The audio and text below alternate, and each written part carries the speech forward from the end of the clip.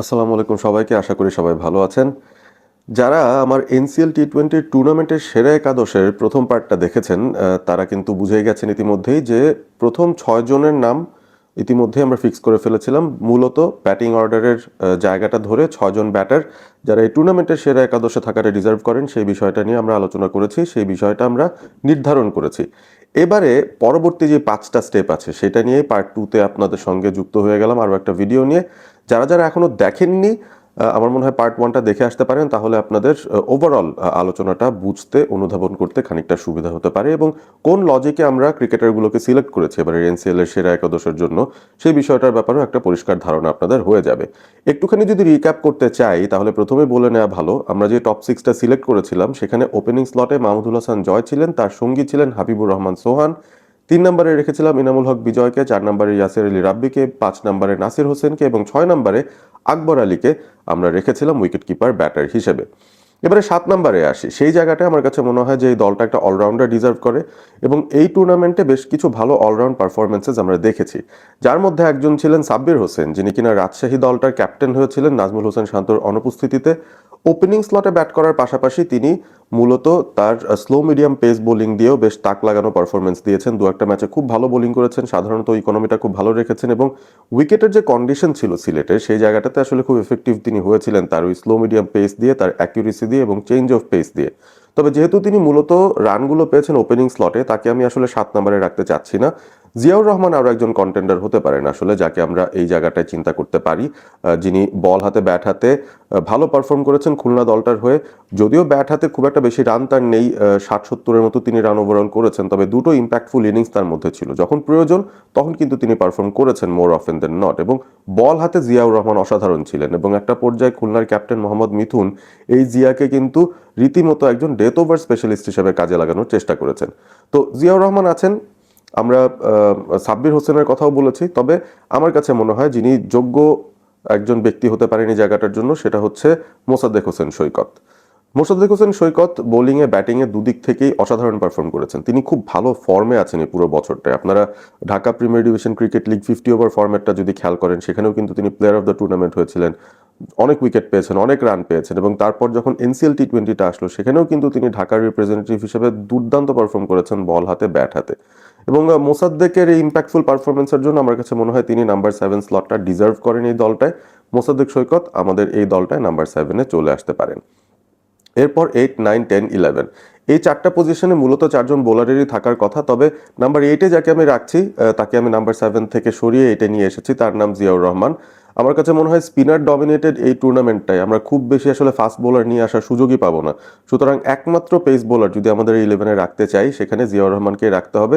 তার ব্যাটিংটাও আছে, সেই সাথে বোলিংটাও এবার ভালো করেছেন, সে কারণে জিয়াকে আমরা রেখে দিতে পারি এনসিএল এর বেস্ট 11 বা টুর্নামেন্টের বেস্ট 11-এর ভেতরে, কারণ জিয়ার ইম্প্যাক্টফুল কিছু পারফরমেন্স ছিল, কিছু ম্যাচে তিনি ম্যাচ একাই জিতিয়েছেন বলা যেতে পারে, প্লেয়ার অফ দ্য ম্যাচের অ্যাওয়ার্ডও পেয়েছেন।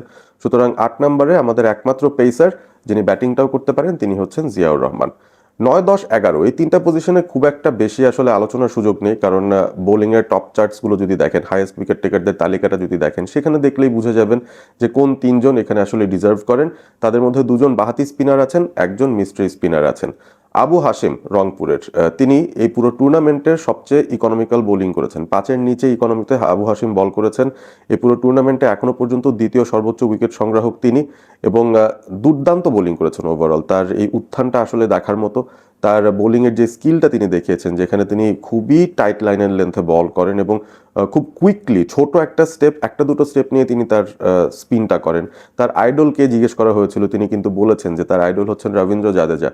তিনি যেই ধরনের বোলিং করতে চান, যেভাবে রিলিজ করেন বোলিং অ্যাকশনটাও তিনি মোটামুটি কপি করার চেষ্টা করেন জাদেজাকে এবং খুব ভালো বোলিং করেছেন। আবু হাশিমকে আমরা আসলে ঢাকা প্রিমিয়ার লিগের সময় থেকেই ফলো করছি, খুব ভালো পারফর্ম করে তিনি আসছেন এবং তার যে উঠে আসাটা সেটা কিন্তু আসলে এইজ লেভেল থেকে উঠে আসার বিষয়গুলো তেমন একটা ছিল না, তিনি তার আঞ্চলিক ক্রিকেটের যে জায়গা সেসব জায়গা থেকে এসেছেন, সেকেন্ড ডিভিশন ফার্স্ট ডিভিশন এইভাবে করেই তারপরে তাকে আসতে হয়েছে এই জায়গাটা। তো তবে এখন যেই বোলিংটা তিনি করেছেন ভেরি ইমপ্রেসিভ এবং আমার কাছে মনে হয় যে সামনে বাংলাদেশের সিনিয়র ন্যাশনাল টিমের নিচে যে দলগুলো থাকে, এইচপি টিম হোক, এ টিম হোক, সেসব জায়গায় আমার মনে হয় তিনি একটা সুযোগ ডেফিনেটলি ওয়ারেন্ট করেন। তো আবু হাশিম এই টুর্নামেন্টের বেসিসে definitely part of the NCL টি-20 team of the tournament, so তিনি আছেন। হাসান মুরাদ আছেন আরও একজন, ডেফিনেটলি বাংলাদেশের হয়ে অলরেডি টি-20 ইন্টারন্যাশনালে ডেবিউ তার হয়ে গেছে, তবে টেস্ট ক্রিকেটের জন্য তাকে বেশি চিন্তা করে রাখা হয়। হাসান মুরাদ খুবই ভালো বল করেছেন চট্টগ্রামের হয়ে, পাওয়ার প্লের ভেতরে বল করেছেন, মিডল ওভার্সে বল করেছেন, গুরুত্বপূর্ণ উইকেট তুলে নিয়ে টপ অর্ডারকে ধসিয়ে দিয়েছেন তিনি মোটামুটি। এবং হাসান মুরাদের যে স্কিলটা রয়েছে মোটামুটি আমরা জানি যে তিনি মোটামুটি অর্থোডক্স ঘরানারই একজন বোলার, তবে ফ্লাইট দিয়েও বল করতে পারেন, একটু টেনেও বল করতে পারেন, তার আর্ম বলটা বেশ এফেক্টিভ এবং অ্যাকিউরেসিটা তিনি খুব ভালো মেনটেন করেছেন। ডান হাতি বা হাতি দুই ধরনের ব্যাটারদের এগেনস্টে তার সাফল্যের হারটা এবারের এনসিএলে বেশ ভালো।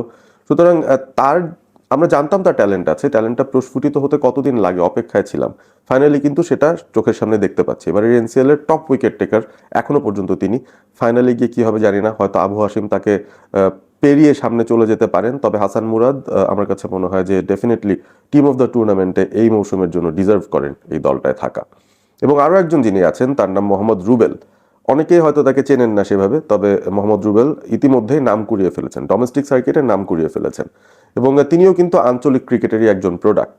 এই এনসিএল টি-20 শুরুর আগে কিন্তু চিটাগংয়ে একটা আঞ্চলিক টি-20 টুর্নামেন্ট অনুষ্ঠিত হয়েছিল এবং সেই টুর্নামেন্টে টপ উইকেট টেকার ছিলেন রুবেল।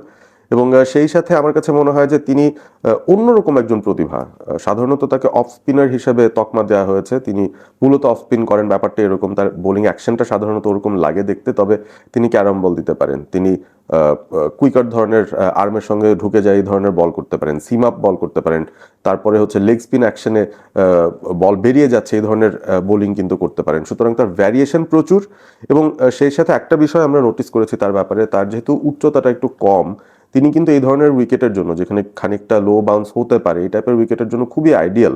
এবং তাকে আসলেই মেরে খেলা খুব কঠিন হয়ে যাচ্ছিল। নতুন যারা ব্যাটাররা তাকে প্রথমবারের মতো খেলেছেন এবার এনসিএল টি-20-তে, সবাই মোটামুটি স্ট্রাগল করেছেন। এবং আমার কাছে মনে হয় যে আমরা শেখ মেহেদির কাছ থেকে আসলে যে ধরনের বোলিং ইন্টারন্যাশনাল ক্রিকেটে এক্সপেক্ট করি, তিনি যে ধরনের বোলিংটা করেন, একটু ফ্ল্যাট, একটু আন্ডার দি আই লাইন, হ্যাঁ ওই ধরনের বোলিংটা রুবেল কিন্তু সেই বোলিংটা করতে পারছেন এবং তার ভেতরে এখনই যে পরিমাণ ভ্যারিয়েশন আছে, তিনি যদি আরেকটু সঠিকভাবে নার্চার্ড হন, আমার তো মনে হয় যে বাংলাদেশে তারা ভবিষ্যতের একজন ভালো মিস্ট্রি স্পিনার পেয়েও যেতে পারেন। এবং শুধু রুবেলের ওভারঅল পরিসংখ্যানগত দিক থেকে তাকিয়ে আমরা কিন্তু বলছি না, যারা আমরা কমেন্ট্রি করেছি পুরো ম্যাচের প্রত্যেকটা ম্যাচই তো একদম কাছ থেকে দেখার সুযোগ হয়েছে, অ্যাকচুয়ালি বোঝা যায় যে ব্যাটাররাও তাকে ফেস করতে স্ট্রাগল করেছেন, তার টিমমেটরাও তাকে নিয়ে এতটা কনফিডেন্ট। ইয়াসির আলী চৌধুরী রাব্বি, চট্টগ্রামের ক্যাপ্টেন, তাকে খুব কঠিন কঠিন সময় কিন্তু বোলিংয়ে নিয়ে এসেছেন, যখন উইকেট প্রয়োজন তখন, যখন রান আটকানো প্রয়োজন সেই সময়টা, পাওয়ার প্লের ভেতরে।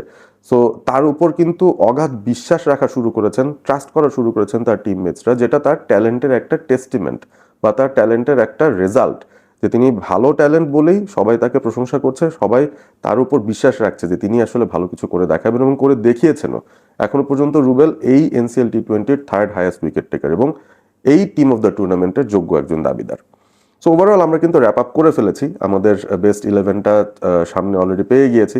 এবারে যদি একটুখানি বেস্ট ইলেভেনটার দিকে আমরা এক নজরে চলে যাই, টপ অফ দ্য অর্ডারে মাহমুদুল হাসান জয়, সেই সাথে হাবিবুর রহমান সোহান, ওয়ান ডাউনে এনামুল হক বিজয়, 4 নম্বরে ইয়াসির আলী চৌধুরী রাব্বি, 5 নম্বরে নাসির হোসেন, 6 নম্বরে আকবর আলী, যিনি আবার এই দলটার ক্যাপ্টেন, তাকে আমি সিলেক্ট করেছি, 7 নম্বরে মোসাদ্দেক হোসেন সৈকত, 8 নম্বরে জিয়াউর রহমান, 9 নম্বরে হাসান মুরাদ, 10 নম্বরে আবু হাশিম, 11 নম্বরে মোহাম্মদ রুবেল।